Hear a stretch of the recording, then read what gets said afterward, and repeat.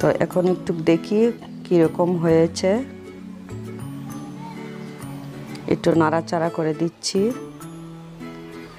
প্রায় এই পর্যায়ে আমি ধনিয়া পাতার কুচি দিয়ে দিব। তো দিয়ে দিচ্ছি ধনিয়া পাতার কুচি। অনেকেই অনেক ধনিয়া পাতার কুচি দিয়ে থাকেন, তবু তরকারিটা খেতে কিন্তু ভালো লাগে না। অল্প করে ধনিয়া পাতা দিতে হয়, তাহলে তরকারিটা মজার একটি ঘ্রাণ আসে, খেতেও কিন্তু ভালো লাগে। 1 মিনিটের মতো রান্না করব, তাহলে চুলাটা বন্ধ করে দিচ্ছি।